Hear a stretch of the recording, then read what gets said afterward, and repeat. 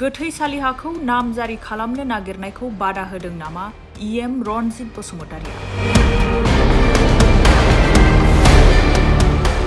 EM Ranjit बसुमतारिया जुदि बुंमारदोंब्ला इएमआ अननानै जोंनि रायजोफोरनि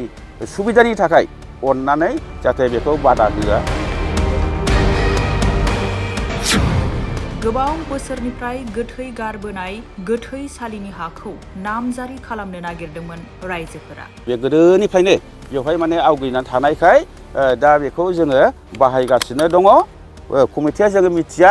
खिन्थु नै दाखालि मण्डलनिफ्राय जों मिथिनो मोनबाय केन्सेल जासिगोन होनना बुंनायावसो दा रायजो राजाफ्रा ज' ओंखारनानै नैबे दिनै बे 6 बिगा हाखौ जोङो हगारा होननानै जोङो नै दिनै बेहाय जोङो बेरा दुमबाय। नामजारि खालामनायनि गासैबो खामानिया जाजोब्बायमोन कल हरना बादा हरदों इएम रनजित बसुमतारि। रायजोफोरनि बिबुंथि। जोंना इएम सारानो फनजों माने बादा हरदों। बे खोथाखौ जों खोनानो मोनदों। लेन्डनि जि इएम रनजित बसुमतारि बेनो फनजों हरनानै बादा हरदों, बेखौ माने केन्सेल खालामदो बेबायदि बुंहरदों। दा बे एलटमेन्टआ जोंनि नैबेनिफ्राय मण्डला गावनो फैनानै बेहाय माने रेकर्ड खालामजोब्बाय। मण्डला बाहायनो जिअ'टेग खालामबाय, ओमफ्राय मण्डलनिफ्राय रेकर्ड खालामनानै सार्केल अफिसारनि सहि लानानै दा बेखौ जोङो लेन्ड एडभाइजारि बर्डआबो बाहाय एप्रुभ हरबाय। दा बिदि हरनानै दा बे सार्केल अफिसनिफ्राय बियो जों बिटिसि अफिसाव दा थाबायगासिनो दङ। बिटिसि अफिसाव खारगासिनो दङमोन एसेयावनो। दा नंगौ नङा जों मिथिला, जों खोनानो मोनदों नै बेहाय मण्डला खिन्थाबाय नोंसिनि बे गोथैसालिया केन्सेल जासिगोन।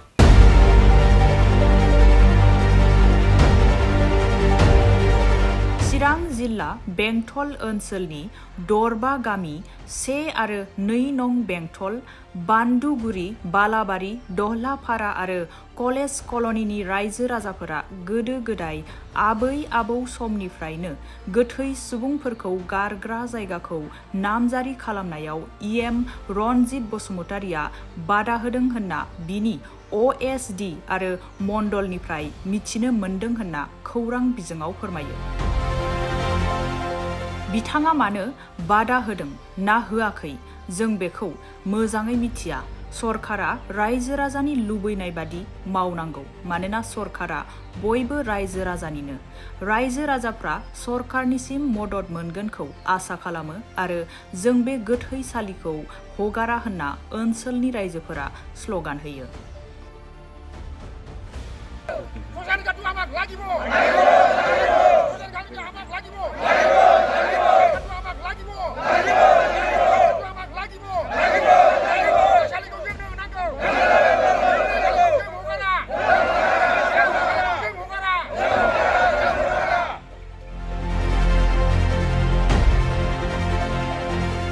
बिथांमोनहा फोरमायबावोदि गोदो गोदाय बेंटलाव गोजौ फरायसालि, देहा फाहामसालि, आउटपस्ट, बेंखन खाजोना मावख' लुफैनायाव 1 नं बेंटल सिटआव 152 दागनिफ्रायबो हा हगारनायाव जों बादा होआखै, नाथाय बे गोथैसालिखौ जोंनो नांगौ होनना एरैबादि फोरमायो।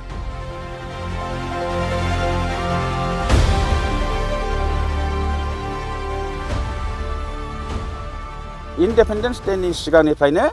जोङो बेखौ दखल खालामनानै दङ। बेहाय दरबा दा बर्थमान 1 नं बेंटल, 2 नं बेंटल, बान्दुगुरि आरो भालागुरि, ओमफ्राय दहलाफारा, ओमफ्राय नै दा गोदानै कलेज कल'नि जाबावबाय। बे कलेज कल'निखौबो जों लाफानानै दा दरबा। आसलथे मा जेंना जामारदों नोंथांमोनाबो? दा जेंनाया जाहैबाय जोङो दा बेखौ दखल खालामनानै दोनखादों। जोंहा माने गोथै गारनायनि खुनु माने जायगा बिकल्प जायगा गैया। ओमफ्राय नै थैगासिनो दङ, देग्लायबो 3 थैबावबाय, 4 थैबाय, जोङो बावनो गारनांबाय। दा समस्याया जाहैबाय जोङो बेखौ एलटमेन्टनि थाखाय जोङो सरकारनाव जोङो थाबायदोंमोन आरोखि। दा बे एलटमेन्टआ जोंनि नैबेनिफ्राय मण्डला गावनो फैनानै बेहाय माने रेकर्ड खालामजोब्बाय। मण्डला बाहायनो जिअ'टेग खालामबाय, ओमफ्राय मण्डलनिफ्राय रेकर्ड खालामनानै सार्केल अफिसारनि सहि लानानै दा बेखौ जोङो लेन्ड एडभाइजारि बर्डआबो बाहाय एप्रुभ हरबाय। दा बिदि हरनानै दा बे सार्केल अफिसनिफ्राय बियो जों बिटिसि अफिसाव दा थाबायगासिनो दङ। बिटिसि अफिसाव खारगासिनो दङमोन एसेयावनो। दा नंगौ नङा जों मिथिला, जों खोनानो मोनदों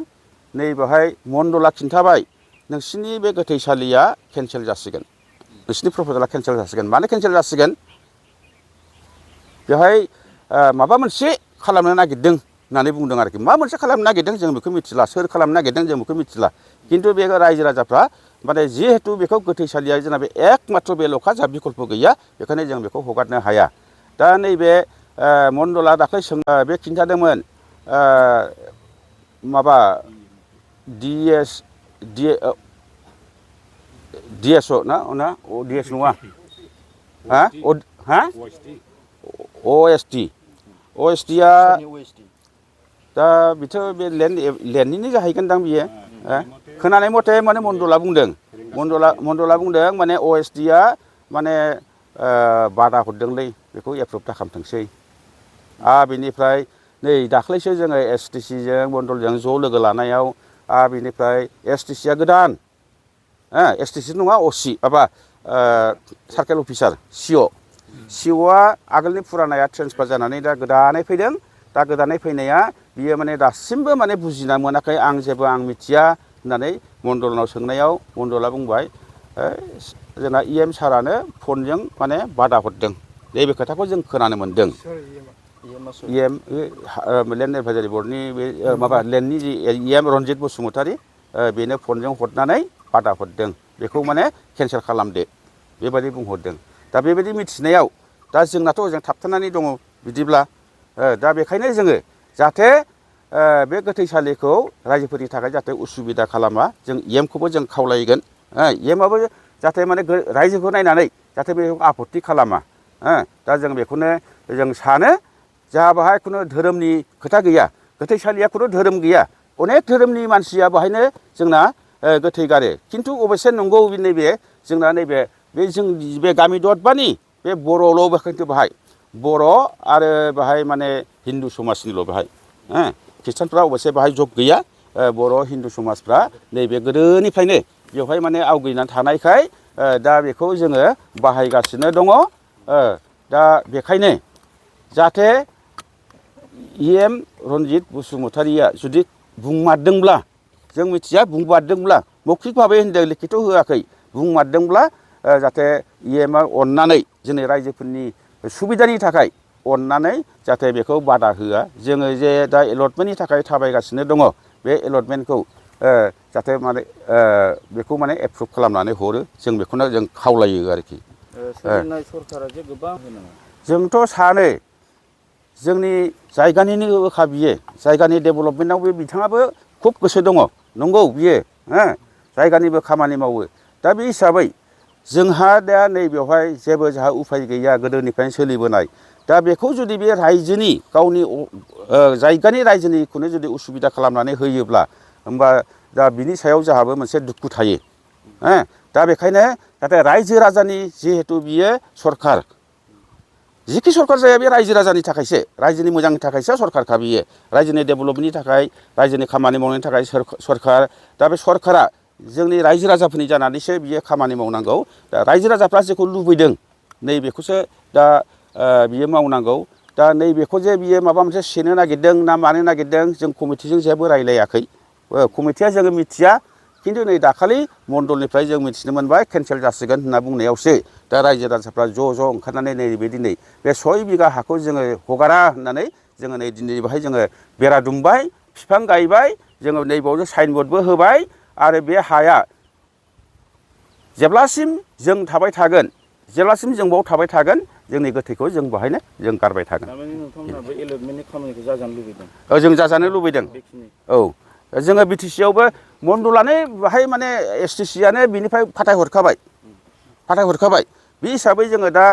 जों नाजागासिनो दङ बिटिसिआव नाजागासिनो दङ बिटिसिआव थांगासिनो दं खिन्थु नैबे केन्सेल खालामनांगौ होननानै बुंहरनाय बाथ्रायासो दा गिदिर बाथ्रा जादों दा नंगौ नङा जोङो बेखौ जोङो रन्जित सारखौ जोङो माने खावलायगोन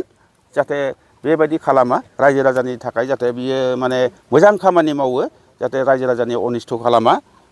दा बेखौ आङो सार रन्जितखौ खावलायगोन जोंहा बाहाय खुनु राजनितिकनि खोथा गैया दिनै बे गोथैसालिया बाहाय सब राजनितिकनि मानसियानो बाव गारफैनो हायो